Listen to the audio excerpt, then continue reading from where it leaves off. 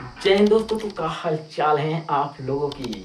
तो हमारा चल रहा है क्लास 12 के मैथ में सदिश बीजगणित यानी कि वेक्टर अलजेब्रा नाम का चैप्टर।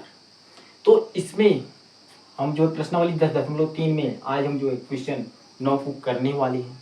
तो यह जो क्वेश्चन 9 है यह एनसीईआरटी क्वेश्चन है। तो आप जानते हैं कि जो एनसीईआरटी क्वेश्चन होता है वह काफ़ी इम्पॉर्टेंट होता है। तो इस क्वेश्चन को लगाना काफ़ी ज़्यादा बेहद जो है ज़रूरी है, क्योंकि यह एनसीईआरटी क्वेश्चन है। तो इस क्वेश्चन में क्या दिया हो इस बात को हम जो है अच्छी तरीके से देख लेते हैं, फिर इसी के हिसाब से जो है आगे सवाल में जो है बढ़ेंगे। तो इसमें क्या दिया हुआ देखिए, सदिश आई के प्लस 3j के प्लस 7k के का सदिश 7i के माइनस j के प्लस 8k के पर प्रक्षेप ज्ञात कीजिए। तो आपको सवाल में इस तरह से दिया हुआ। तो देखिए, इसको हम जो है वेक्टर ए मान लेते हैं और इसको वेक्टर बी मान लेते हैं। ठीक है, तो हम मानते हैं, माना। तो आप चाहे इसको वेक्टर ए मानिए चाहे इसको वेक्टर ए मानिए, या इसको वेक्टर बी मानिए इसको वेक्टर बी, उससे मतलब नहीं है हम, लेकिन इसको वेक्टर ए मान रहे हैं, इसको जो है वेक्टर बी मान रहे हैं। तो माना वेक्टर ए बराबर, तो आई कैप दिया है plus 3j cap plus 7k cap, इस तरह से है। तो वेक्टर बी हम लिखेंगे, तो वेक्टर बी हमको क्या दिया हुआ है, 7i cap minus j cap plus 8k cap, इस तरह से दिया हुआ है। तो हमें ज्ञात क्या करना है, करना ये है कि इस पर जो है, इस सदिश पर यानी कि वेक्टर बी पर जो है हमें वेक्टर ए का प्रक्षेप ज्ञात करना है। ठीक है, इस वेक्टर बी पर इस वेक्टर ए का क्या ज्ञात करना है, प्रक्षेप ज्ञात करना है। तो प्रक्षेप ज्ञात करना है तो हम जो है उसके लिए क्या करेंगे, जिस पर प्रक्षेप ज्ञात करना है, यानी कि हमें जो है वेक्टर बी पर, वेक्टर ए का हमें वेक्टर बी पर प्रक्षेप ज्ञात करना है। तो इस वेक्टर बी का हम क्या ज्ञात कर लेते हैं, परिमाण ज्ञात कर लेते हैं। तो हम परिमाण किस तरह से ज्ञात होगा, देखिए माड ऑफ वेक्टर बी बराबर, सबसे पहले आप अंडर रूट लगाइए। ठीक है, तो देखिए वेक्टर बी में आई कैप का गुणा कितना है, 7 है, तो 7 लिखिए, उसका वर्ग कर दीजिए। ठीक है, फिर जे कैप का गुणा कितना है, -1 है, तो यहाँ पर जो है -1 लिखिए, उसका वर्ग कर दीजिए, फिर प्लस लगाइए। फिर के कैप का गुणा कितना है, +8 है, तो यहाँ पर जो है प्लस लिखा नहीं जाता, तो यहाँ पर जो है हम क्या लिखेंगे, 8 का वर्ग कर देंगे, इस तरह से जो है। तो मॉड ऑफ वेक्टर बी बराबर अंडर रूट 7 का वर्ग करेंगे, क्या होगा, 7 से 49 हो जाएगा ना, और -1 का वर्ग करेंगे तो +1 हो जाएगा, तो 8 का वर्ग करेंगे तो 64 हो जाएगा। तो इनको जोड़ेंगे तो हमारा जो है 114 आएगा। मॉड ऑफ वेक्टर बी बराबर, देखिए 49 एक 50 और 64 जो है अंडर रूट 114। तो इस तरह से आप जो है वेक्टर बी का परिमाण ज्ञात कर लिए। तो जब आपका वेक्टर बी का परिमाण ज्ञात हो गया, अब हम जो है आगे चलते हैं। देखिए आगे क्या है, तो हमें चाहिए क्या, वेक्टर ए का वेक्टर बी पर प्रक्षेप, हमने जिस पर प्रक्षेप चाहिए था तो उसका हमने परिमाण ज्ञात कर लिया।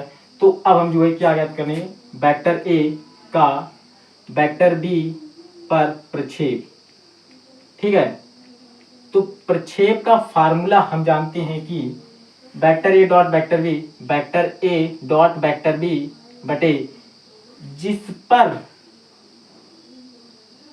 हमें जो है प्रक्षेप ज्ञात करना है, यानी कि वेक्टर ए का वेक्टर बी पर प्रक्षेप ज्ञात करना है, तो इस परिमाण वाले चीज को जो है हम यहाँ पर नीचे लिख देंगे, तो मॉड ऑफ वेक्टर बी यहाँ पर हो जाएगा। ठीक है, अब हम जो है vector A dot vector B ज्ञात कर लेते हैं।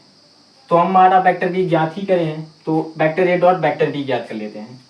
Vector A dot vector B, देखिए क्या होगा, तो यहाँ पर वेक्टर ए है, तो वेक्टर ए आपको दिया हुआ, देखिए यहाँ पर हम जो माने हुए हैं यहाँ पर, तो आई कैप यहाँ पर लिखिए, i cap plus 3j cap plus 7k cap. ठीक है, इसके बाद डॉट लगा दीजिए, यहाँ पर वेक्टर बी है, इसके बाद डॉट के बाद, तो वेक्टर बी आपको यहाँ पर देखिए दिया हुआ है। तो वेक्टर बी आपका क्या है, 7i cap minus j cap plus 8k cap. ठीक है, देखिए अगर आप जो है इस आई कैप को इस पूरे में गुणा करेंगे और जे कैप को इस पूरे में गुणा करेंगे, के कैप को इस पूरे में गुणा करेंगे, तो बहुत ज़्यादा लंबा हो जाएगा। तो उसके लिए हम जो आपको एक ट्रिक बता रहे हैं, देखिए इस आई कैप को इस आई कैप में जो है गुणा कर दीजिए और इस जे कैप को इस जे कैप में और के कैप को के कैप में गुणा कर दीजिए, बस आपका भी जो vector A dot vector B जो है बड़ी आसानी तरीके से निकल जाएगा। तो vector A dot vector B बराबर, तो आई कैप का गुणांक कितना है, 1 है ना, यहाँ पर जो है आई कैप का गुणांक 7 है, तो 7 के 7, तो यहाँ पर 7 हो जाएगा। अब यहाँ पर देखिए जे कैप का गुणांक +3 है और यहाँ पर देखिए जो है जे कैप का गुणांक जो है -1 है, तो -1 गुणे और +3 है, तो आपका -3 हो जाएगा, क्या -3, तो यहाँ पर -3 होगा। फिर इसके बाद देखिए के कैप का गुणांक +7 है, यहाँ पर के कैप का गुणांक +8 है, तो 7 8 56, तो यहाँ पर क्या हो जाएगा +56 हो जाएगा। तो vector A dot vector B बराबर, देखिए इसको घटा दीजिए, 7 -3 तो यानी कि 4 बचेगा और 56 जोड़ देंगे 4 में तो 60 हो जाएगा। तो यहाँ पर जो है vector A dot vector B बराबर 60 आपका जो है आ गया, यानी कि आपका vector A dot vector B निकल गया। तो जब आपने vector A dot vector B निकाल लिया तो इस फार्मूले में रखिए ना, तो देखिए क्या होगा, तो वेक्टर ए का वेक्टर बी पर प्रक्षेप, तो vector A dot vector B आपको जो है 60 दिया हुआ है, यहाँ पर 60 रख दीजिए। तो आपने यहाँ पर जो है मॉड ऑफ वेक्टर बी निकाला हुआ है, यहाँ पर देखिए मॉड ऑफ वेक्टर बी बराबर √114, तो यहाँ पर रख दीजिए। तो इस तरह से आपने जो है वेक्टर ए का वेक्टर बी पर प्रक्षेप ज्ञात कर लिया।